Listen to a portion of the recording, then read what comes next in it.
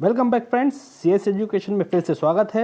आज है 17 सितंबर और 17 सितंबर के इम्पोर्टेंट क्वेश्चंस हम आज कवर करेंगे इस वीडियो में।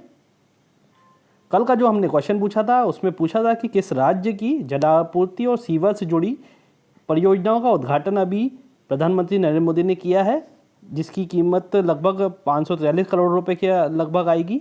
और सही आंसर है बिहार राज्य का था। आज का पहला क्वेश्चन है, सदाशिव रावजी पाटिल का हाल ही में 86 साल की उम्र में निधन हो गया। वे किस से खेल से जुड़े हुए थे? ऑप्शन है क्रिकेट, फुटबॉल, टेनिस या फिर कबड्डी।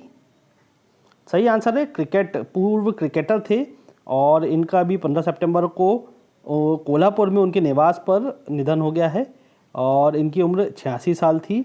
1955 में न्यूजीलैंड के खिलाफ एक टेस्ट मैच में भारत का प्रतिनिधित्व किया था इन्होंने और 1952 से 1964 के बीच महाराष्ट्र के लिए लगभग 36 प्रथम श्रेणी मैच खेले हैं, जिसमें उन्होंने 866 रन बनाए थे और 83 विकेट्स भी लिए थे।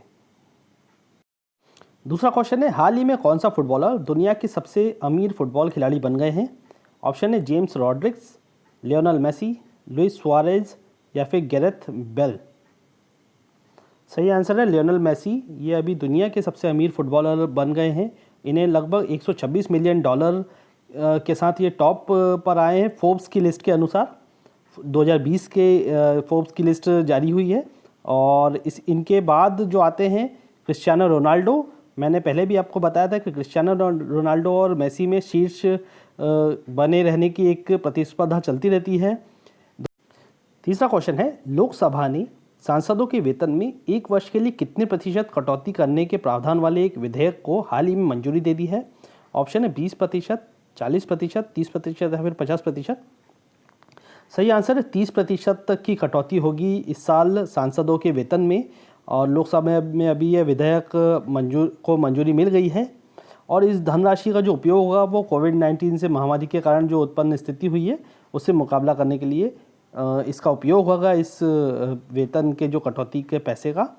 और ये विधेयक इसमें जो विधेयक आया है वो वेतन भत्ता एवं पेंशन अधिनियम 1954 इसमें संशोधन कर ये वाला विधेयक लाया गया है। तो ये भी इम्पोर्टेंट है कि वेतन भत्ता अधिनियम होता है जो 1954 का है, ये आप याद रखिएगा।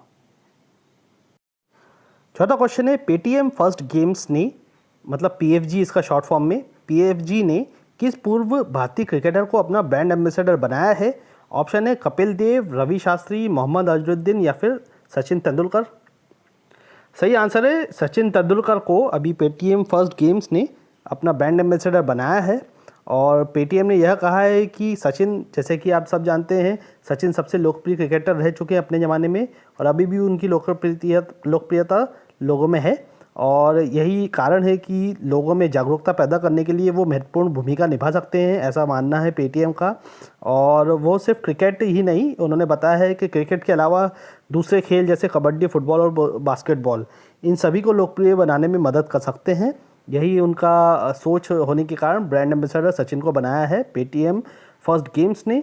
और आप जैसा कि जानते हैं कि कई फैंटेसी खेल आजकल फैंटेसी लीग चलते हैं और उसी में से अब पेटीएम फर्स्ट गेम्स भी अपना कुछ लॉन्च कर रहा है और उसी का अभी ब्रांड एम्बेसडर सचिन को बनाया है। पांचवा क्वेश्चन है, विश्व ओजोन दिवस निम्न में से किस दिन मनाया जाता है?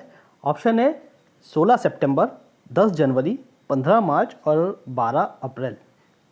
सही आंसर है 16 सितंबर को हर साल विश्व ओजोन दिवस मनाया जाता है। और ओजोन परत आप जानते होंगे जो पृथ्वी को सूर्य की हानिकारक अल्ट्रावायलेट किरणों से बचाता है और इसी के बारे में लोगों को जागरूकता फैलाने के लिए यह दिवस मनाया जाता है, विश्व ओजोन दिवस। पहली बार विश्व ओजोन दिवस 1995 में मनाया गया था और पर्यावरण के महत्व और इसे सुरक्षित रखने के महत्वपूर्ण साधनों के बारे में शिक्षित करना ही इस दिवस का उद्देश्य है।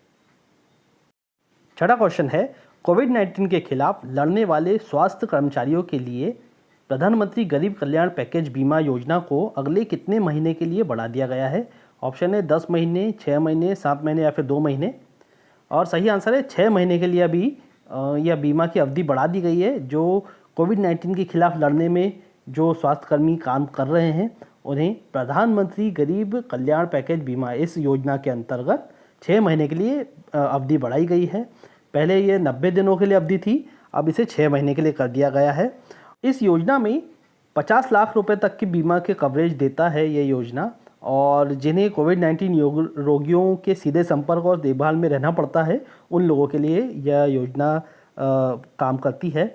और इस योजना में कोविड-19 के कारण अगर मौत भी हो जाती है तो उन लोगों को भी शामिल किया जाता है। 7वां क्वेश्चन है, किस बैंक के प्रबंध निदेशक आदित्य पुरी को यूरोमनी अवार्ड्स ऑफ एक्सीलेंस द्वारा लाइफ टाइम अचीवमेंट अवार्ड 2020 से सम्मानित किया गया है? ऑप्शन है भारतीय स्टेट बैंक, HDFC बैंक, देना बैंक या फिर पंजाब नेशनल बैंक। और सही आंसर है HDFC बैंक।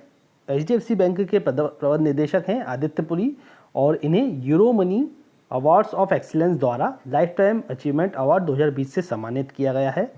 उन्हें भारत में एक विश्व स्तरीय बैंक के निर्माण और उनके कौशल के लिए सम्मानित किया गया। यूरोमनी अवार्ड्स फॉर एक्सीलेंस पुरस्कार सर्वश्रेष्ठ बैंक और बैंकरों को प्रदान किया जाता है। इसकी शुरुआत 1992 में की गई थी, और जो पूरे विश्व में जो बैंक से रिलेटेड जो उद्योग है उसके लिए शुरू किया गया था, और ये अपनी तरह का पहला पुरस्कार था। 8वां क्वेश्चन है, चीन ने हाल ही में पीत सागर, मतलब ये येलो सी है, एक्चुअली हिंदी में कन्वर्ट होके वो पीत सागर आ गया, पीला सागर, वैसे इसको येलो सी बोलेंगे। येलो सी में तैनात पोत से एक रॉकेट के जरिए कितने सैटेलाइट लॉन्च किए हैं? ऑप्शन है 5, 3, 2 या फिर 9। सही आंसर है 9 सैटेलाइट लॉन्च किए हैं अभी चाइना ने येलो सी से, और यहाँ पे इन्होंने सफलतापूर्वक धरती के कक्षे में स्थापित किया है इन सैटेलाइट को। लॉन्ग मार्च 11 और HY2 रॉकेट को लॉन्च किया गया। इसके साथ जिलिन 1 और गाओफेन 3-1 के 9 सैटेलाइट रवाना किए गए, और इसे धरती की निगरानी करने के लिए इन सैटेलाइट को लगभग 545 किलोमीटर की ऊंचाई पर स्थापित किया गया है। इस सैटेलाइट टेक्नोलॉजी के जरिए कृषि, वन, भूमि संसाधन और पर्यावरण संरक्षण जैसे क्षेत्रों में उपयोगकर्ताओं को रिमोट सेंसिंग सेवा मुहैया कराई जाएगी। 9वां क्वेश्चन है, हाल ही में रूस में भारत और किस देश के विदेश मंत्रियों के बीच वास्तविक नियंत्रण रेखा, मतलब लाइन ऑफ एक्चुअल कंट्रोल, जो चाइना और इंडिया के बीच में है, इस पर जो तनाव हो रहा है उसको कम करने के लिए 5 सूत्रीय योजना पर सहमति व्यक्त की गई? ऑप्शन है बांग्लादेश, नेपाल, चीन और पाकिस्तान। सही आंसर है चाइना। ये एक बैठक होने वाली करने का पर अभी सहमति व्यक्त की गई है चाइना के साथ। ये 5 सूत्रीय बैठक होगी, और इस बैठक के लिए रूस के साथ शंघाई सहयोग संगठन की भूमिका को भी महत्वपूर्ण माना जा रहा है। शंघाई सहयोग संगठन जून 2001 में शंघाई 5 के विस्तार के बाद अस्तित्व में आया। शंघाई जो 5 था, शंघाई 5 का जो गठन हुआ था वो रूस, चीन, कजाकिस्तान, किर्गिस्तान और ताजिकिस्तान के साथ मिलकर वर्ष 1996 में किया गया था।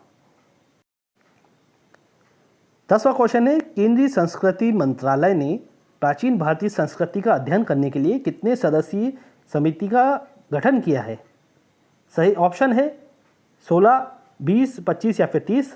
सही आंसर आप मुझे बताइएगा रोज की तरह कमेंट बॉक्स में। और आज का यह वीडियो हम यही समाप्त करते हैं। वीडियो पसंद आने पर इसे कृपया लाइक करिएगा और शेयर भी करिएगा। चलिए हम मिलते हैं अगले वीडियो में। जय हिंद।